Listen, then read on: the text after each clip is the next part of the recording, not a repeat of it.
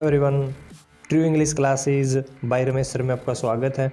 और दोस्तों, आज की वीडियो में मैं आपके लिए लेकर आया हूँ टॉप 20 सेंटेंसेस जो कि एचएसएससी में बार बार पूछे जाते हैं।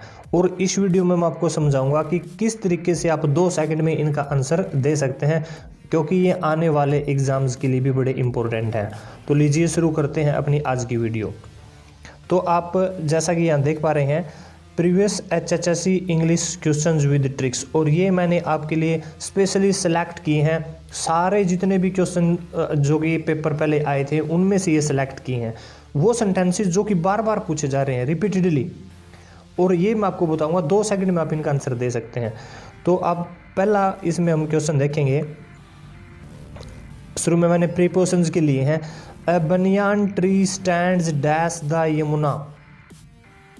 A banyan tree stands dash the Yamuna. 4 option है, बिसाइड, बिसाइड्स, ऑन, अलोंग। तो आप देख सकते हैं, पहले आपको इनका मीनिंग पता होना चाहिए। बिसाइड का मतलब होता है पास, और बिसाइड्स का मतलब होता है के अतिरिक्त, के अलावा। ठीक है, अलोंग होता है साथ, साथ में ऑन होता है पर।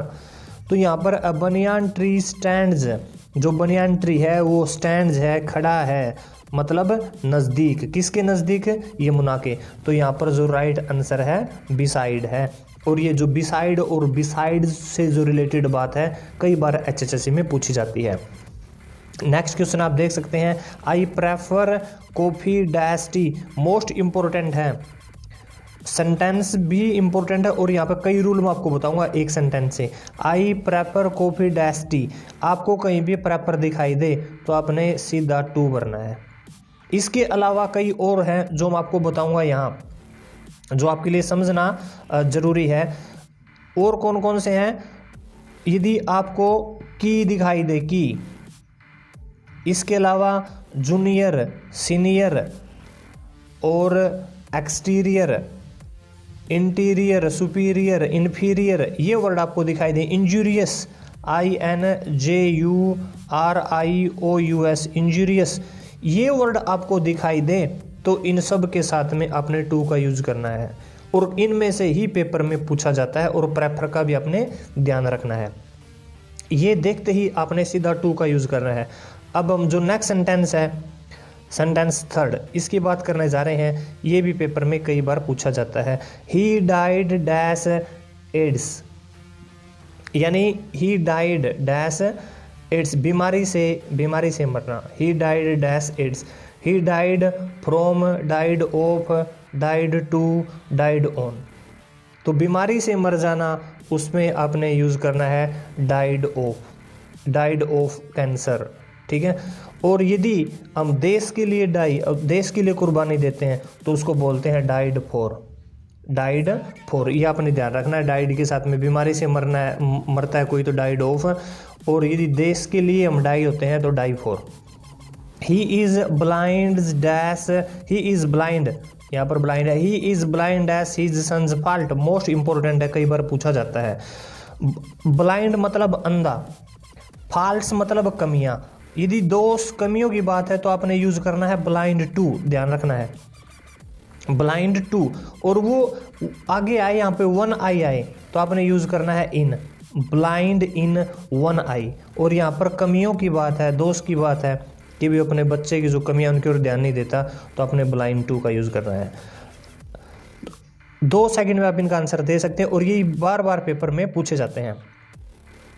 आई एम एग्री डैश यू, हम किसी व्यक्ति से सहमत हैं, और एग्री है, व्यक्ति से सहमत है तो विद का यूज करना है, ध्यान रखना है। और उसके यदि प्लान, उसके प्रपोजल से हम सहमत हैं तो आपने यूज करना है टू, तो यूज करना है टू। व्यक्ति से सहमत है तो विद, और उसके प्लान से सहमत है, उसके प्रपोजल से सहमत है तो यूज करना है टू।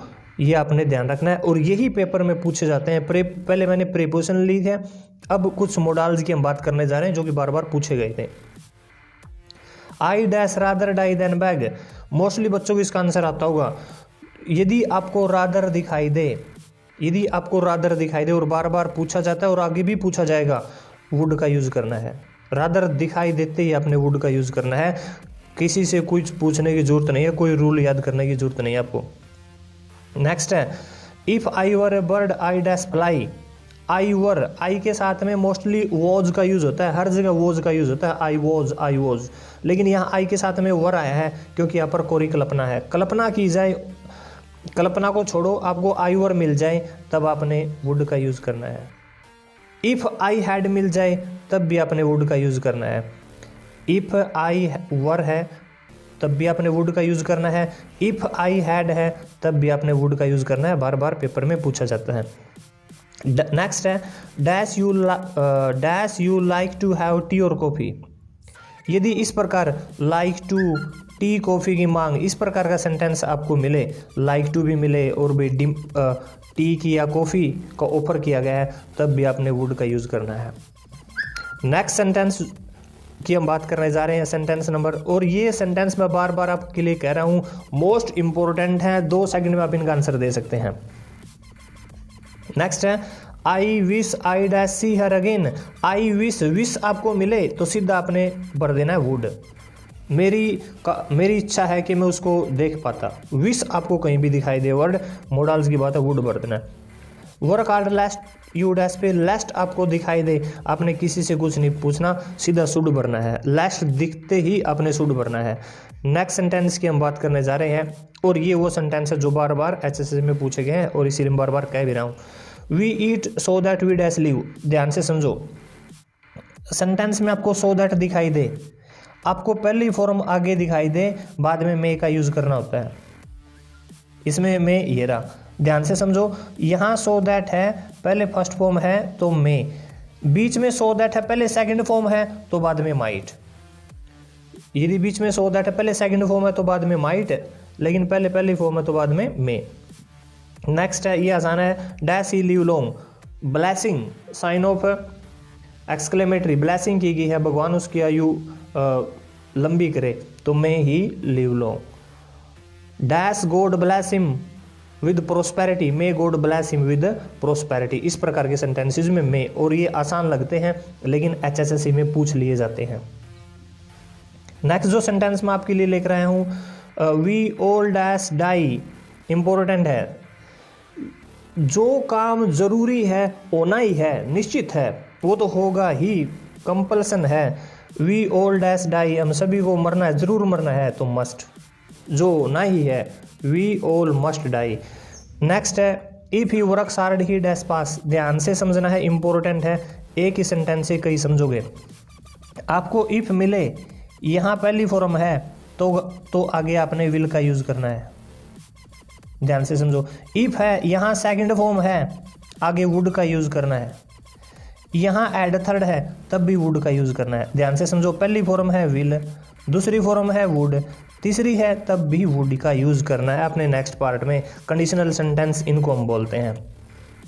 नेक्स्ट जो सेंटेंस मैं आपके लिए लेकर आया हूँ, इंपॉर्टेंट है, पूछा भी गया था, let us dash play cricket, article का है, तो ब्लैंक्स के बाद यदि किसी भी उसमें आपको कोई भी स्पोर्ट्स मिले, जैसे क्रिकेट है, कबड्डी है, खो खो है, ठीक है, कोई भी स्पोर्ट्स मिले तो आगे जीरो आर्टिकल का यूज़ करते हैं, तो ये ऑप्शन है।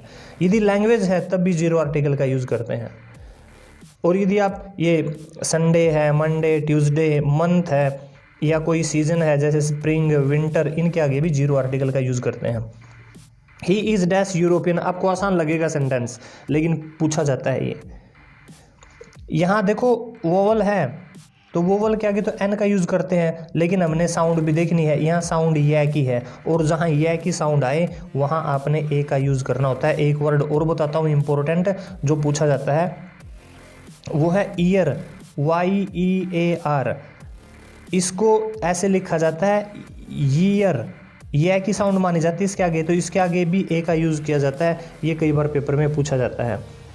नेक्स्ट जो सेंटेंस है जो आपके लिए इसमें है, it is dash honour for me.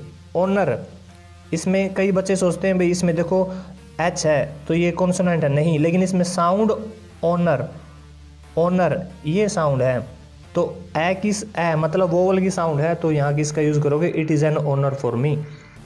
Next है 18 सेंटेंस, इसमें हम देखेंगे he is dash useful person. तो मैंने आपको बताया था यदि यह की साउंड है तब हमने ए का यूज़ करना है, तो he is a useful person.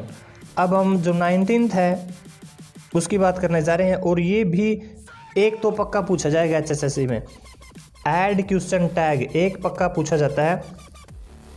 I can help him, तो इसमें ऐड क्वेश्चन टैग करना है, तो बिल्कुल आसान है, मैं आपको समझा देता हूँ। आई कैन हेल्प हिम, तो कैन आई कैन नॉट आई, तो इसका जो राइट आंसर है कैन नॉट आई। क्यों?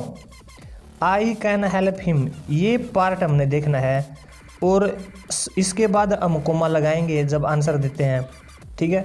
इसके बाद कोमा लगाने के बाद देखेंगे हेल्पिंग वर्ब क्या है, कैन, तो आगे लेकर जाते हैं कैन।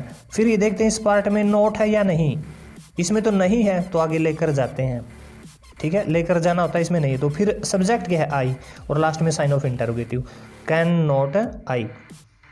नेक्स्ट है, ये थोड़ी प्रॉब्लम क्रिएट आपके लिए इसलिए करेगा क्योंकि इसमें हेल्पिंग वर्ब नहीं दे रखी, लेकिन फिर आपने देखना है सेंटेंस, ये देखो प्लेज है तो मतलब प्रेजेंट इंडेफिनिट है, तो इसमें डू डज हेल्पिंग वर्ब होती है, तो अपने हिसाब से हम आगे लेकर जाएंगे।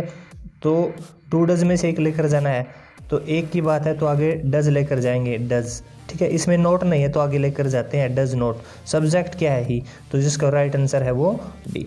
यदि यहाँ सेकंड फॉर्म होती तो हम डिड लेकर आते हैं। तो ये टॉप 20 क्वेश्चंस हैं जो ट्रिक्स के द्वारा मैंने आपको बताया कि इस तरीके से पहचान कर सकते हैं, और ये वो हैं जो पिछले HSSC एग्जाम्स में पूछे गए हैं बार बार, और आगे भी पूछे जा सकते हैं। तो इस वीडियो में इतना ही। यदि वीडियो अच्छी लगी चैनल को सब्सक्राइब कीजिएगा, बेल आइकन को प्रेस कीजिएगा, और इस वीडियो को ज़्यादा से ज़्यादा शेयर जरूर कीजिएगा। Thanks for watching, thank you, good bye.